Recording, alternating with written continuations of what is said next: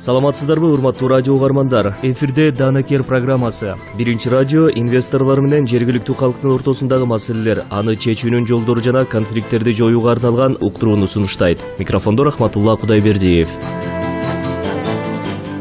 Радио программа Данакер маектешүү платформасынын алкагында өнүгүү үчүн укук боюнча эл аралык уюм жана Бириккен Улуттар уюмунун өнүгүү программасынын тынчтык куруу фондусунун туруктуу тынчтык үчүн укуктун үстөмдүүлүгүн жана сот адилеттигине жетүүнү бекемдөө тарабынан ишке ашырылууда.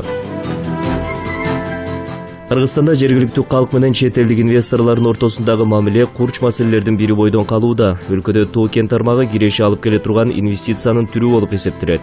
Бирок аны иштетүүгө келген инвесторлорго жергиликтүү тургундар терс көз карашта. Алар үчүн кошумча жумуш орундар түзүлөрүнө карабастан ата-бабалардын жерлерине эч кимди кое бербейбиз деген көз карашта келгендерди кабыл алгысы келбейт.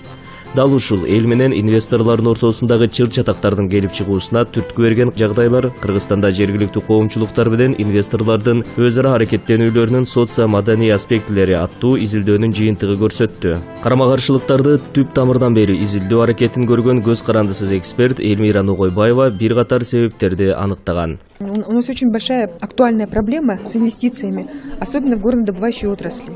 Я пытаюсь посмотреть с точки зрения социокультурного, как люди говорят. Өзгөчө ген тармагындагы инвестиция боюнча маселе актуалдуу болуп жатат. Изилдөөмдө мен элдин оюн эске алуу менен социо-маданий жактан изилдөөгө аракет жасадым. Анткени элди жакындан угуп, алардын маселелери менен жакындан таанышсак, анда мындай конфликттерге башкача көз карашта болобуз. Менин оюмча, инвестор башка эрежеге таянса, жергиликтүү калк дагы башка тартип менен жашайт. Инвестор мыйзам менен иштегиси келет, ал эми жергиликтүү калк өзүнүн салты менен жашайт. Бир тилге келиш керек. Мисалы мен изилдөөмдө социалдык лицензиялар же болбосо бата, ыйык жер же экологиялык лицензия деп карап мисалдарды келтирем. Бул ар кандай түшүнүктөр. Эгерде алар бири-бирин түшүнсө же болбосо бата алса, анда иш ары карата жылат.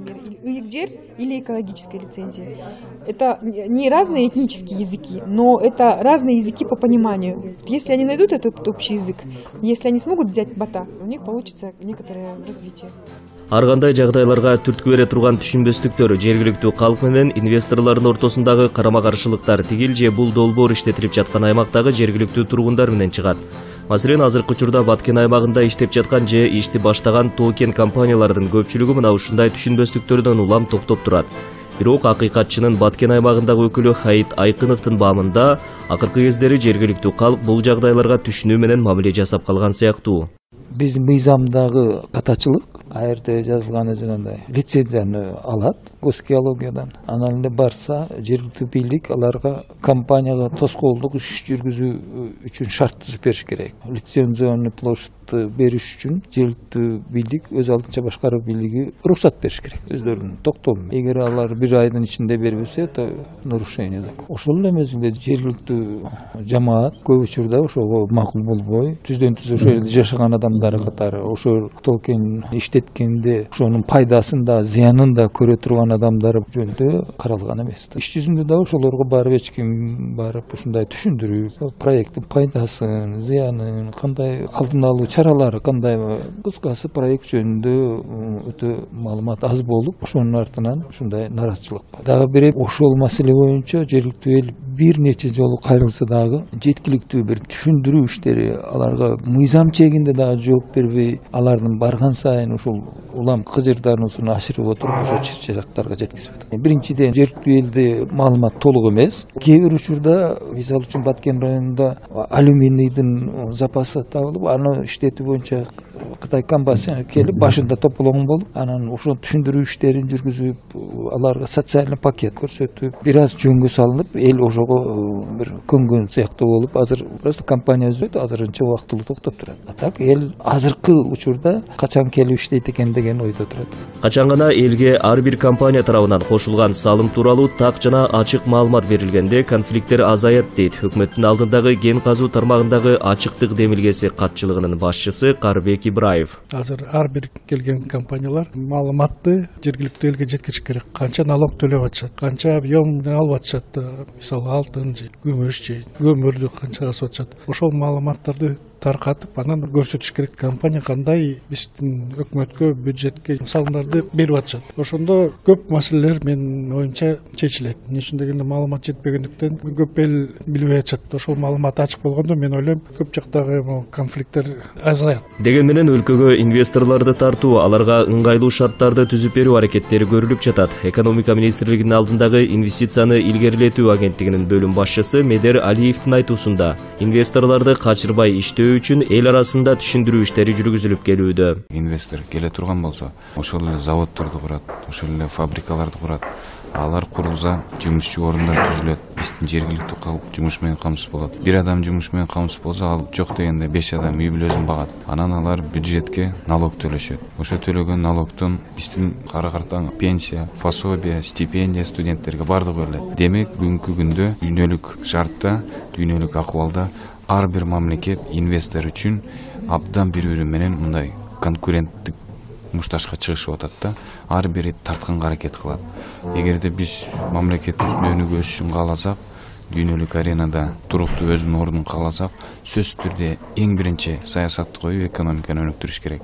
А экономиканын түздөн түз өнүгүүчү бир гана жагдайы, эң алгачкы бирден бир бул мүмкүн болушунча жаңы ири долбоорлорду ишке ашыруу. А бул тышкы инвесторлорду тартып келүү, аларга ыңгайлуу шарттарды түзүп берүү. Бул эң биринчиден албетте жергиликтүү жети дубандын бийлик өкүлдөрүнүн милдети болуп эсептелет. Алар түздөн түз жергиликтүү калк менен түшүндүрүү иштерин күнүгө жүргүзүп туруш керек. Жөн гана эле эмес, инвесторлор менен бири-бири менен мамилесин эмес, күнүмдүк турмушта сөзсүз түрдө түшүндүрүү иштерин жүргүзүш керек. Көпчүлүк талдоочулар инвесторлор кен байлыкты иштетерден мурда биринчи кезекте жергиликтүү эл менен жолугуп, алар менен бирге түшүндүрүү иштерин алып баруусу керектигин баса белгилешет. Эксперт Назгүл Алдашеванын белгилешинче, шарттар жакшы эле, мындай мамлекеттик структуралардын позициясы мындай болуп атпайбы? Лицензияны бергенден кийин ошол лицензияны алган компаниялар өздөрү барып эл менен макулдашып ушул процедураларды өздөрү жүргүзүп атышат да. Мамлекеттик структуралар алар дагы өздөрүнүн жоопкерчилигин сезиш керек да. Сөзсүз түрдө жергиликтүү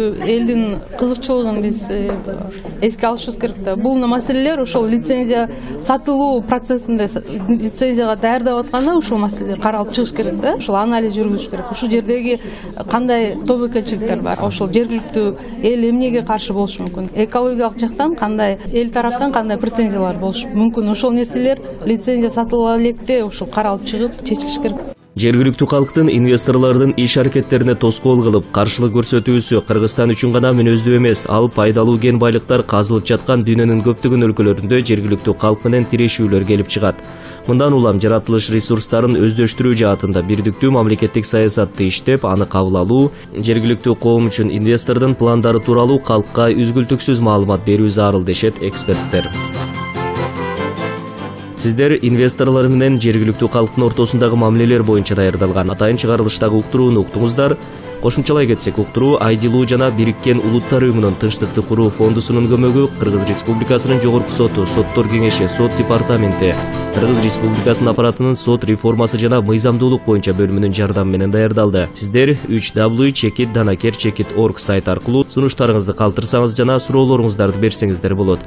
Кайрадан жолугушканча саламатта болуңуздар.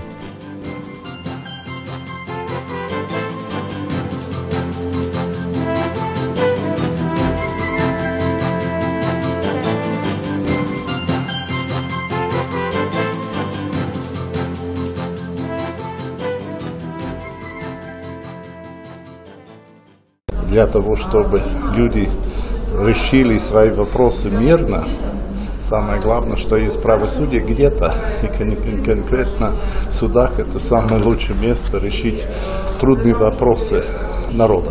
Общая цель сегодняшнего мероприятия – это сосредоточить внимание на ключевые вопросы, как улучшить независимость судебной системы, чтобы решить вопросы простых людей. И конкретно какие направления надо сосредоточить на какие направления. Например, финансирование судебной системы достаточно или нет. И надо сосредоточить на это больше, потому что все знают, что состояние судов не отвечает на необходимые стандарты, когда судьи на юге просто необитаемый, можно так говорить, и тоже уровень обучения претендентов быть судьями просто недостаточно решен. Вот это требует сосредоточить, чтобы...